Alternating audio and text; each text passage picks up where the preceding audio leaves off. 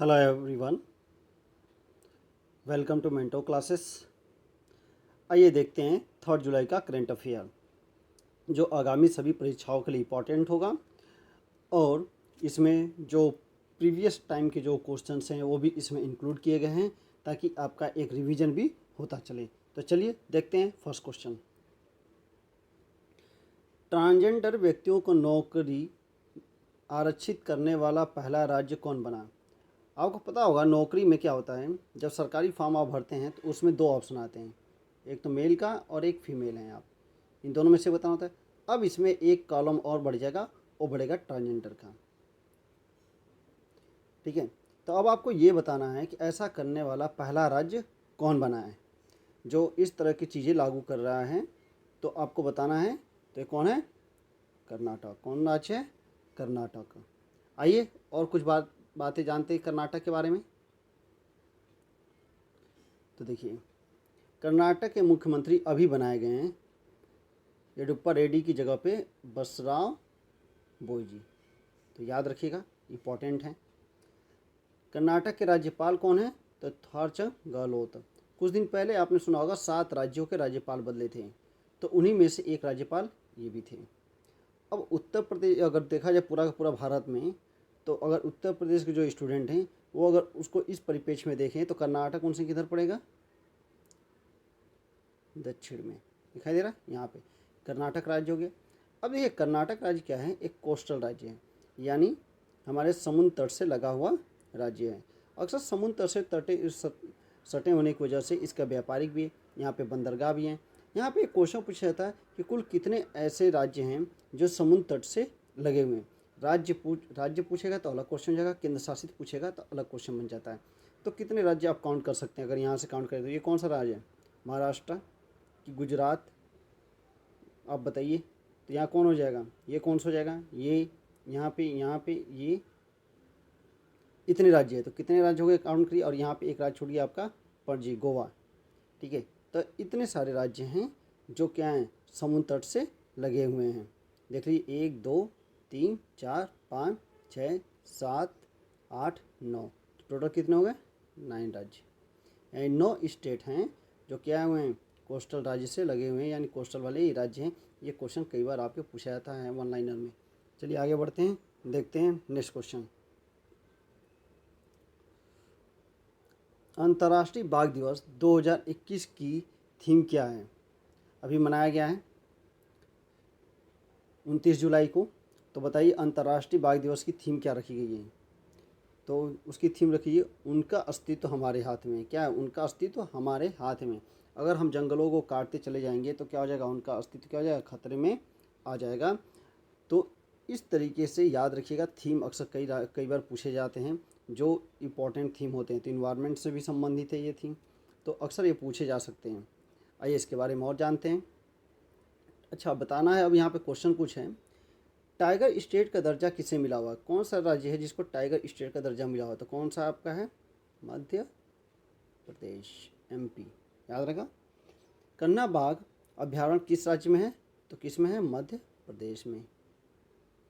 मानस असम, याद होगा। और सिमलीपाल बाघ अभ्यारण्य किस राज्य में है? तो आपका है उड़ीसा में। तो याद रखिएगा, ये कहाँ पे है? उड़ीसा में।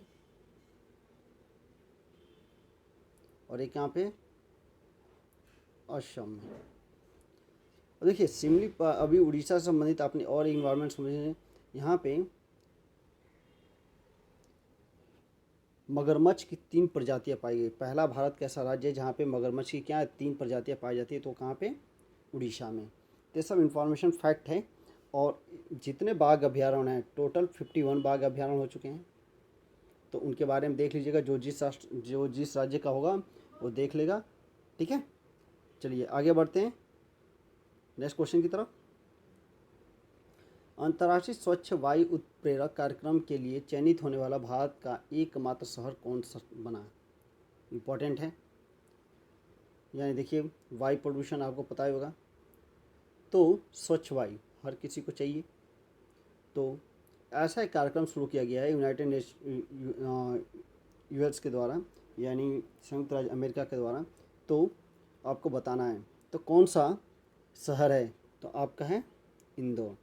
अभी जब स्वच्छ इंडेक्स जारी किया गया था उसमें भी इंडेक्स इंदौर क्या था, टॉप पे था। तो इस तरीके से भी आप याद कर सकते हैं। तो कौन सा और केवल एक ही है, अब ये नहीं कि बहुत सारे हैं। जो ये रिपोर्ट आई है उस रिपोर्ट तक केवल भारत का एक ही शहर शामिल किया गया, इंदौर, और आपका ये पड़ेगा कहाँ पे, एमपी में। चलिए आगे बढ़ते हैं, इसके बारे में कुछ और जानकारी देखते हैं। स्वच्छ वायु प्रेरक कार्यक्रम US agency for international development द्वारा शुरू किया गया और विश्व संसाधन संस्थान और पर्यावरण रक्षा कोष के नेतृत्व में वायु प्रदूषण से निपटने की योजना बनाई गई है। याद रखिएगा, इंपॉर्टेंट है। चलिए आइए नेक्स्ट देखते हैं।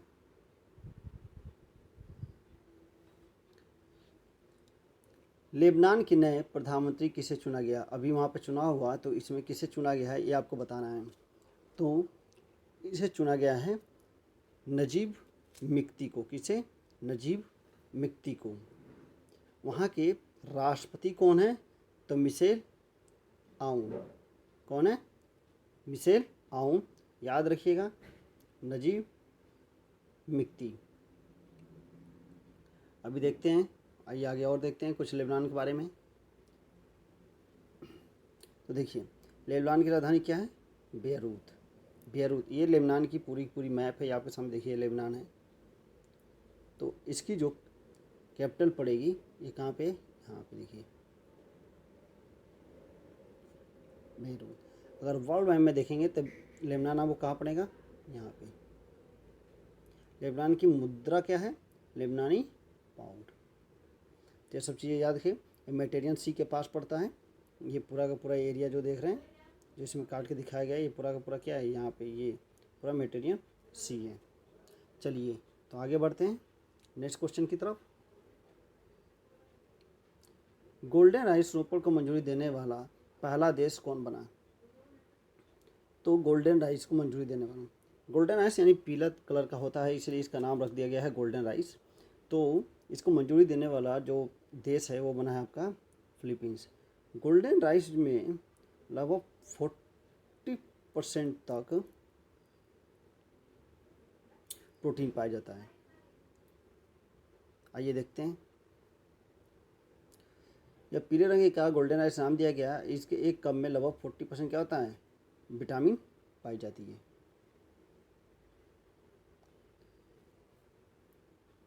कितनी है, 40% विटामिन पाई जाती है। इसके बारे में कई बार क्वेश्चन भी आ चुका है। उत्तर प्रदेश में आप देखेंगे आर ओ पीसीएस का अगर पेपर आप प्रीवियस ईयर का देखेंगे तो ये कई बार पूछा गया है। गोल्डन राइस में सबसे ज़्यादा विटामिन किसमें पाया जाता है, तो उसमें आपको आराम से मिल जाएगा, किसमें, गोल्डन राइस में। आइए आगे बढ़ते हैं। जम्मू कश्मीर बैंक में लद्दाख को कितने प्रतिशत की हिस्सेदारी मिली है, जो इक्विटी बांटा गया है। देखिए, अब जम्मू कश्मीर था तो जम्मू कश्मीर पहले एक राज्य था, अब जम्मू कश्मीर को तोड़कर दो बन गए केंद्र शासित प्रदेश यानी यूनियन टेरिटरी बने, लद्दाख को JNK। तो अब जो इनके साझा बैंक था, अब उसमें लद्दाख की कितनी इक्विटी रहेगी, यानी लद्दाख कितने प्रतिशत का शेयर धारक होगा, उसके बारे में यहाँ पे आपको बताना है। तो कितने परसेंट का है इसमें, तो 8.23%। कितना है, 8.23%। याद रखिएगा। और ये जो कानून बनाया गया है, ये बनाया गया है, आपको याद होगा 2019 में इसको अलग किया गया था, यानी जम्मू कश्मीर को राज्य को तोड़ के दो केंद्र शासित प्रदेश बनाए गए। तो उसी के 31 अक्टूबर, आप लोगों को अगर याद होगा 31 अक्टूबर के बिहार पे ये क्या क्या है, जो संशोधन अधिनियम था उसी के बिहार पे ये कार्य किया गया है। किसके द्वारा, RBI के द्वारा। किसके द्वारा, RBI के द्वारा। आइए देखते हैं। देखिए यहाँ पे भारतीय रिजर्व बैंक ने केंद्र शासित प्रदेश लद्दाख की सरकार को Jammu Kashmir bank limited equity में 8.23 ग्रहण करने के लिए जम्मू कश्मीर पुनर्गठन अधिनियम 2019 को लागू करने की मंजूरी प्रदान कर दी है। जम्मू कश्मीर के जो ये बैंक हैं उसकी स्थापना कब की गई थी, 1938 में। रिजर्व बैंक की स्थापना कब की गई थी, तो 1935 में। कब, 1935 में। किस, भारत शासन अधिनियम, याद रखिएगा, जम्मू और कश्मीर बैंक लिमिटेड के सीईओ कौन है? आर के जिब्बर। इंपॉर्टेंट हो जाते हैं क्योंकि अभी बना है और आपका कोई एग्ज़ाम नहीं हुआ हाल फिलहाल में, तो एक क्वेश्चन बन सकता है, याद रखिएगा। जम्मू कश्मीर बैंक लिमिटेड का मुख्यालय कहाँ है? तो श्रीनगर में। आगे बढ़ा जाए।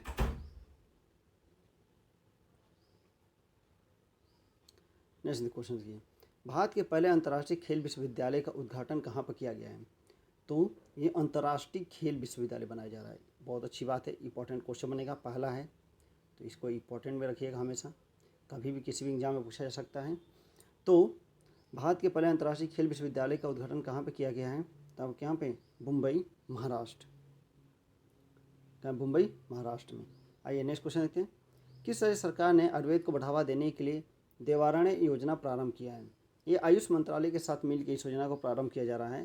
तो ये किया जा रहा है आपका मध्य प्रदेश सरकार के साथ, मध्य प्रदेश सरकार शुरू करेगी, याद रखिएगा। देवारण्य योजना अक्सर मध्य प्रदेश से जो रिलेटेड क्वेश्चन होते हैं उत्तर प्रदेश में पूछे जाते हैं, तो उत्तर प्रदेश के लोग ध्यान दीजिएगा थोड़ा। आइए आगे बढ़ते हैं। मध्य प्रदेश में आयुष को बढ़ावा देने के लिए देवारण्य योजना बनाई है। भारत का गुणवत्तापूर्ण पेयजल उपलब्ध कराने वाला पहला शहर कौन बना? पुरी। पुरी कहाँ पड़ेगा? उड़ीसा में। कहाँ पे? उड़ीसा, याद रखिएगा। हाल ही में किस राज्य के मुख्यमंत्री ने बांस औद्योगिक पार्क का शिलान्यास किया? तो असम।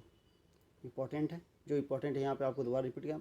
बालिका पंचायत का सफल आयोजन किया गया है, तो कहाँ पे किया गया है? आपका गुजरात राज्य में। कहाँ पे?